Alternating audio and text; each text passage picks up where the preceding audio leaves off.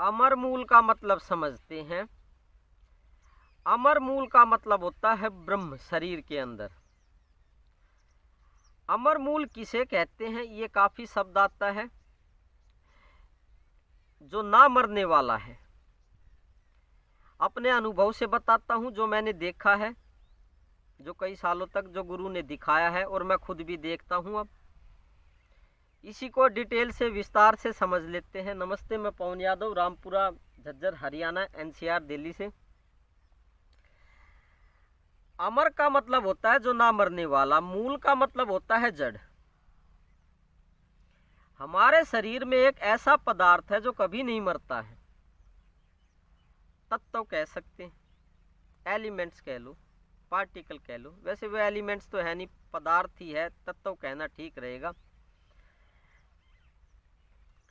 अब वो पदार्थ कभी नहीं मरता है, अमर रहता है। उसके ऊपर का जो शरीर होता है मिट्टी का, हार्ड मास का, वो खत्म हो जाता है। वो अपने पंच तत्वों में विलीन हो जाता है। जैसे मिट्टी है, मिट्टी में विलीन हो जाती है, समा जाती है, मिल जाती है। हवा हवा में विलीन हो जाती है, उसमें घुल मिल जाती है। पानी पानी में मिल जाता है, घुल मिल जाता है। इसी को कहते हैं विलीन होना। इसको एक उदाहरण से समझते हैं, एग्जाम्पल से, कि अमर मूल क्या है।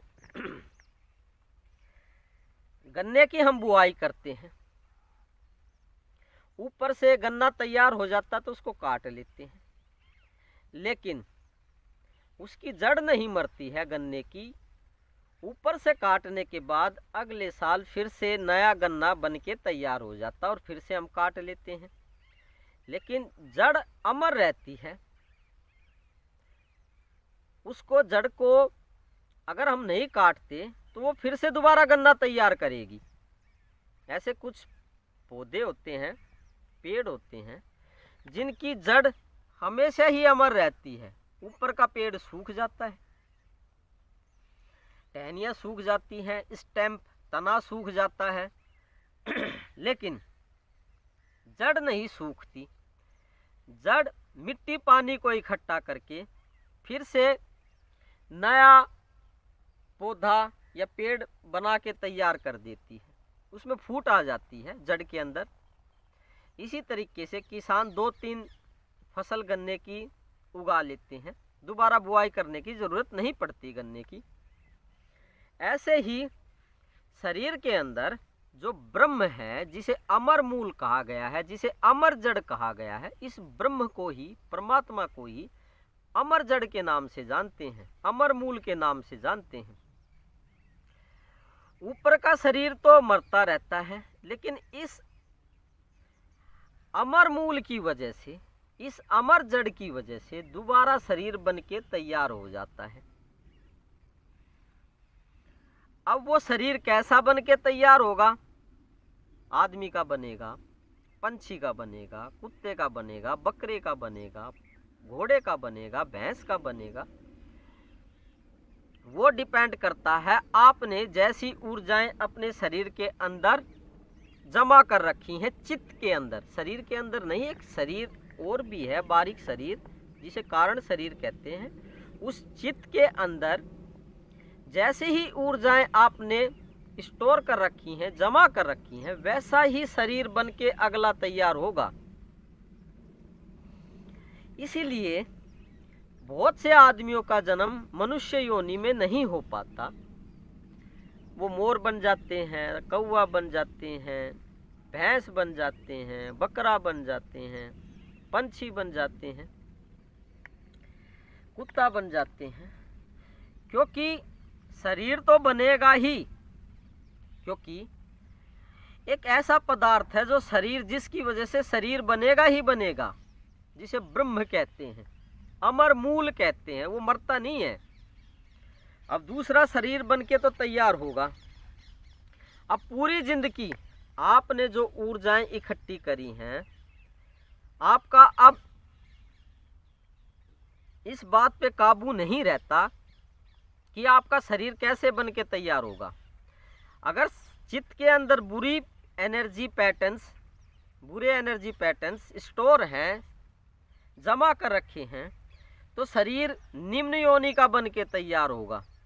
मतलब वो अभी बताया, पंछी का, भैंस का, अदर बकरे वगैरह का, और कोई भी हो सकता है।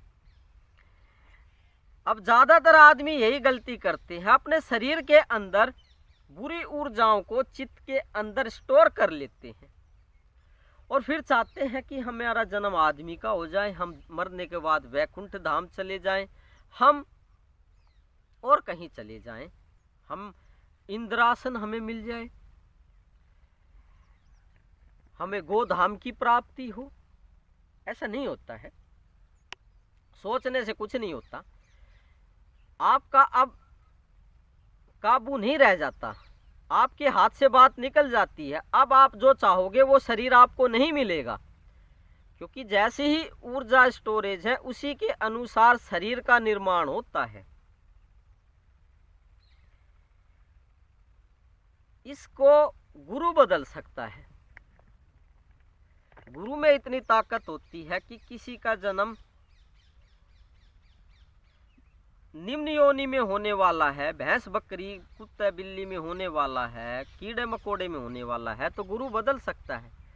वो पहले ही देख लेता है कि इसका जन्म क्या होने वाला है और उसकी बदलने में भी वो समर्थ है, काबिल है। गुरु को तो दंडवत प्रणाम करते नहीं है, पूर्ण गुरु को, ऐसे नहीं जिनको खुद ही ब्रह्म ज्ञान प्राप्त नहीं है, जिसके अंदर खुद ही भगवान प्रकट नहीं है। लाल सफेद कपड़े पहनने से कुछ नहीं होता, वो गुरु नहीं हो जाता है। काबिलियत भी तो होनी चाहिए ना, कुछ उनके अंदर ब्रह्म भी तो प्रकट होने चाहिए, जो आपके जन्म को बदल दे, आपको मोक्ष दे दे, परम गति दे दे। ऐसा भी संभव है। तो ये तो रही गुरु की काबिलियत की बात, इस पे कभी फिर बात करेंगे। अब ज्यादातर आदमी बुरी ऊर्जाओं को स्टोर कर लेते हैं और स्टोर करने के बाद बुरा जन्म तो होगा ही, अब हाथ से बात निकल जाती है। ना गुरु को दंडवत प्रणाम किया, किसी ब्रह्म पुरुष गुरु को। वैसे तो आप प्रणाम करते ही रहते हैं सारी दुनिया को, किसी मंदिर में जाते हैं, कोई घर पे साधु आ जाता है या आपके कोई गुरु हैं तो प्रणाम तो आप करते ही हैं, लेकिन ब्रह्म पुरुष को आप प्रणाम नहीं करते, बहुत कम देखा गया है। अहंकार होता है, इसकी वजह से प्रणाम नहीं कर पाते, दंडवत प्रणाम नहीं कर पाते, जिसका नतीजा भी बुरा होता है। चलो वो तो फिर अलग बात है, वो आपकी मर्जी है, करे या ना करे। तो अमर मूल की बात चल रही थी यहाँ पे। अमर मूल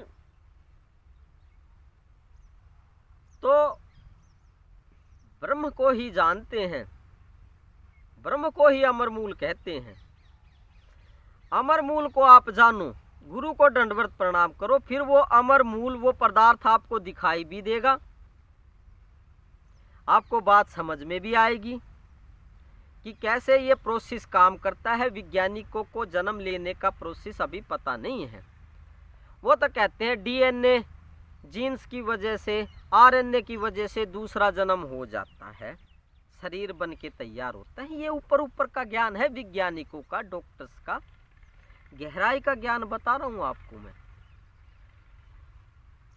तो अमर मूल की वजह से ही हमेशा शरीर तैयार होते रहेंगे। इससे छुटकारा पाना है तो गुरु को दंडवत प्रणाम करके आत्मज्ञान, ब्रह्म ज्ञान की प्राप्ति करें। वो गुरु के बिना हो नहीं सकता है। तो काफ़ी जान लिया अमर मूल क्या होता है। फिर जानेंगे कल किसी और विज्ञान के ऊपर, ब्रह्म को कैसे प्राप्त किया जाए, कैसे शरीर में प्रकट हो। तो वीडियोस देखते रहिए। आपको मैं प्रणाम करता हूँ, आप पूर्ण ब्रह्म परमात्मा हैं। ये बात भी किताबों से पढ़ के, शास्त्रों से पढ़ के, वैज्ञानिकों की किताब वगैरह पढ़ के नहीं बताई गई है। जो देखा था ज्ञान दृष्टि से, दिव्य दृष्टि से, जो अनुभव किया था, जो गुरु ने दिखाया था कई सालों पहले भी और अब भी देखता हूँ। ऐसा देखते रहते हैं हम, तो वही विज्ञान बताया गया है कि शरीर कैसे तैयार होते हैं। तो कल फिर जानते हैं। अब गहराई में ज़्यादा आपको समझ में नहीं आएगा, आप पजल हो जाओगे, कंफ्यूज हो जाओगे। धन्यवाद कल तक के लिए, थैंक यू वेरी मच। अमर मूल को जाने, अमर मूल ही इस ब्रह्मांड का सत्य है, अमर मूल ही ब्रह्म है। बहुत महान शब्द है अमर मूल।